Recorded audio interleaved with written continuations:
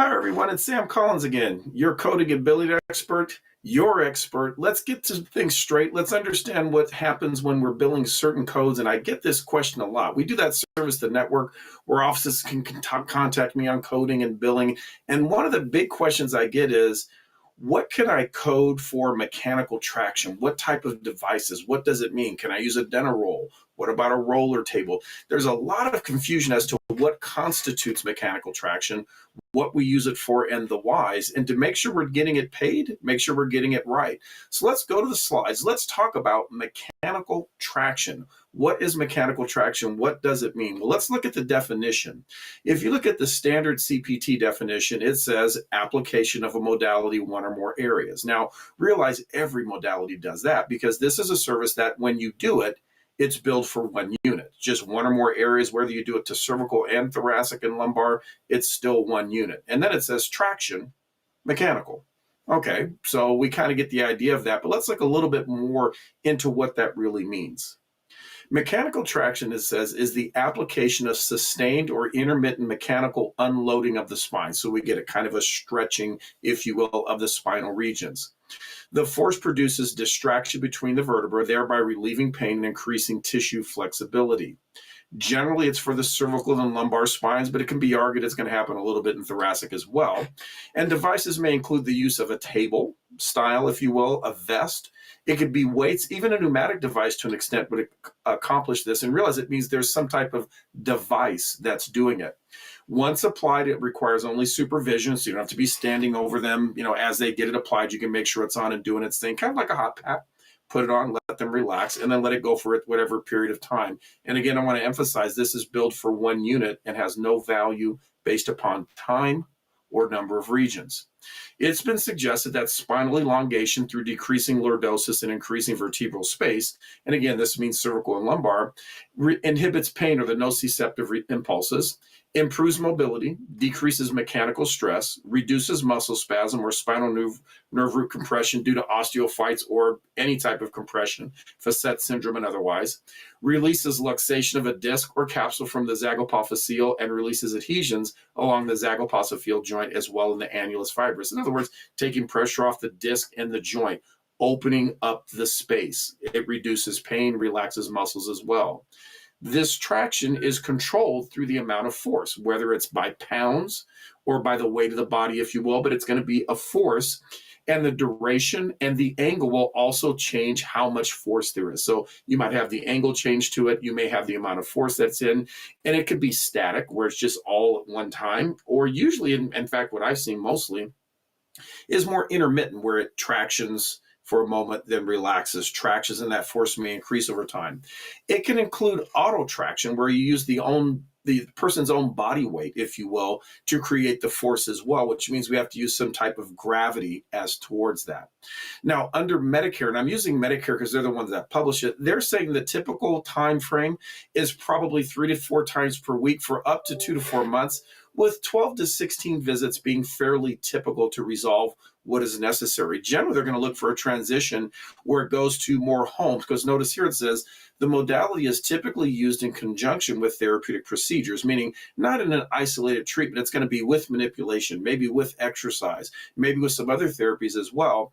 And it's also done in a way to wean the patient from acute to chronic, where they can do maybe, hopefully, a self-administered program. Now, cervical spine, I think, is relatively easy to do over the door, pneumatic, but lumbar, I think, is a little bit more complicated. That's why I think lumbar is going to really require a little bit more of the mechanical in the office, simply because most people don't have the apparatus or equipment to do this in a home setting. Now, keep in mind, documentation should support the medical necessity of continued traction for greater than 12 visits, because that's the Medicare one, meaning what are we continuing to accomplish? You always think of, like with any therapy, what's my goal? So a person has radiculopathy. Obviously, we want to reduce that. We want to change spacing. So we got to look at how are we going to measure that goal? Are we going to measure it based upon, sensory testing, compression testing, orthopedic, functional, but some way to kind of look at how the patient has progressed, not just, hey, I feel better. That's obviously part of it. And it says here, we're trying to look to get it maybe more self-administered. But as I would point out, I think for cervical that works, lumbar not so much.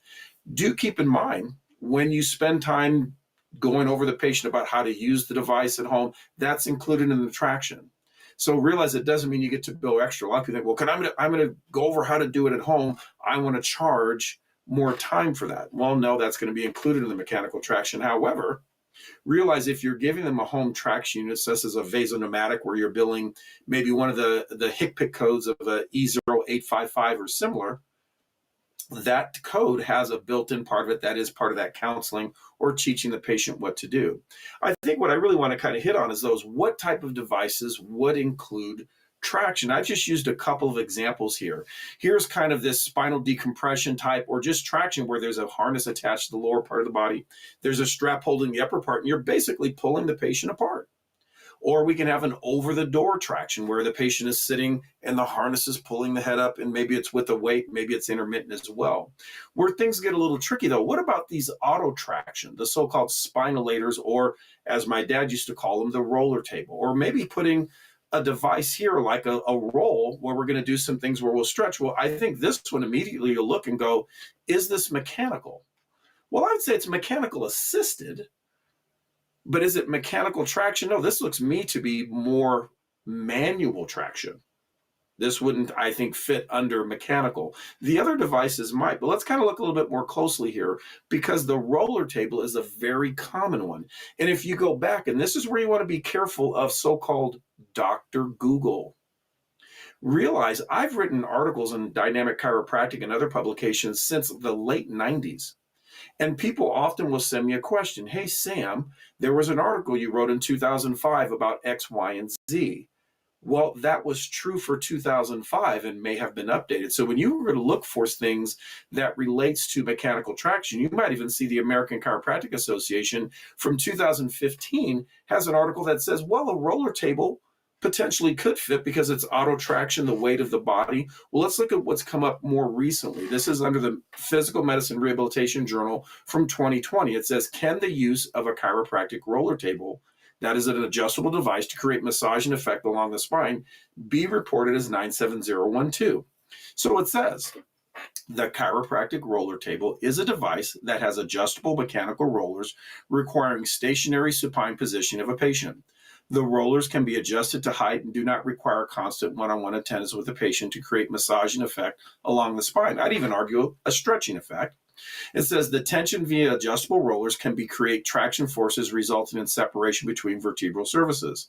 A review of the literature at the time of this printing does not support a roller table meeting the requirement of auto traction, the use of the body's own weight to create the force and separation between the joints that may be reported with 97012. So I want to highlight, it's indicating the roller table does not qualify as mechanical traction. It says, therefore, the code 97039, or the unlisted modality code, should be reported when reporting the unlisted service, and you would indicate it as a roller table or spinalator, whatever you want to determine. The difficulty here is that going to be payable? I've had some offices say, no, Sam, I've gotten insurances to pay it, particularly personal injury. I've had some also with the VA that will cover it. In fact, the VA actually pays more for 97039 than they do 97012. So from that pure standpoint, it has a little bit better payment. But I want to be clear that it is not acceptable to use a roller table. Now, we can make an argument that we think that it is, but it doesn't fit the definition, so we have to be careful.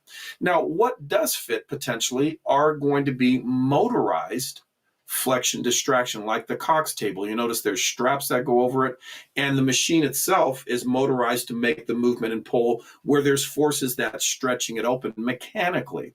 Now, I will suggest don't do the adjustment at the same time, because now that makes it part of the adjustment, which brings me to this type of table. This is a Cox table.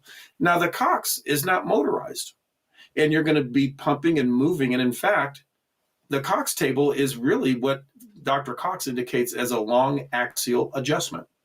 Therefore, a motorized flexion distraction where there's fixation of the parts of the body to stretch would be mechanical traction, but a Cox table would not.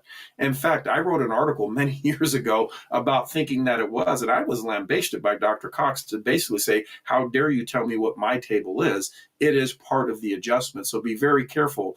This is not going to fit as manual traction either. Now, what could be auto traction? Well, auto traction could be An inversion device where you hang upside down, letting the body weight pull. That certainly makes sense. Obviously, I think we'll transition the patient to home. I'm not as big a fan of these because the amount of force in the ankle and knees, I prefer the ones that are more from the hip, so it's stretching the spine. But that's just me, but that certainly could fit. Certainly an over the door. And some people think, well, what about if I put a DentaRoll? Well, is a DentaRoll intended for traction, or is that just try to retrain the spacing? I think it's going to be a little bit of a stretch to indicate that as traction, as would be these types of chairs. This chair feels good. I like them. I've gone to get pedicures and manicures, and you sit in things like this. They feel good, but does that fit the definition of traction, unloading the spine? Clearly, the answer to that is going to be no, as would be this type of table that uses these water jets that are the body, and thinking, hey, is that going to be traction as well? No, again, does it feel good though? Oh, I'm sure it does. However, is it therapeutic in the way of traction? And in fact, would it fit as massage? No, because it's not hands-on. So I'm going to suggest let's be very careful. Do not select a CPT code that merely approximates the service provided. In fact, this is what's stated directly in the manual. You can't pick a code to go, well, it's pretty close. If it doesn't fit exactly, you cannot use it. So therefore, that's why we have the unlisted code.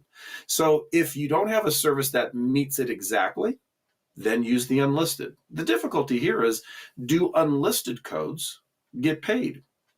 By some payers, by many not. And this is where you would explain to the patient, we are doing this service.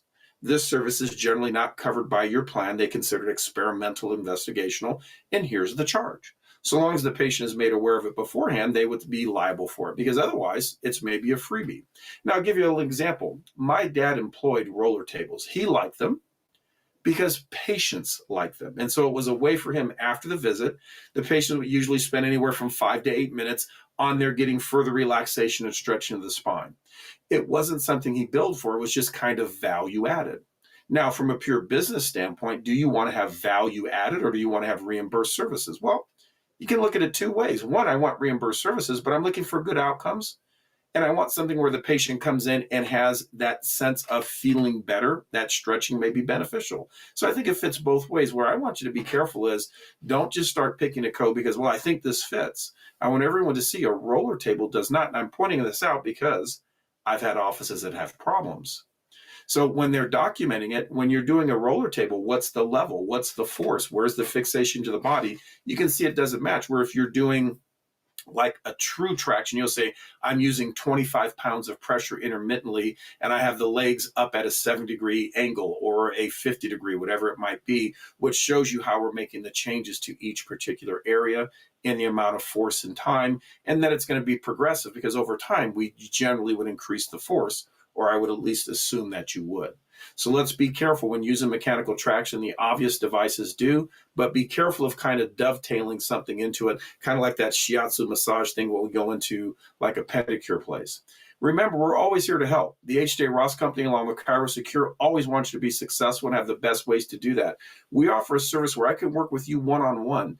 Click that QR code here and take a look at what we offer. Get a hold of me, and we can talk one-on-one, even do Zooms to make sure you have all the right billing practices and, frankly, just get reimbursed better. I help you with everything, not just coding, but all levels of reimbursement.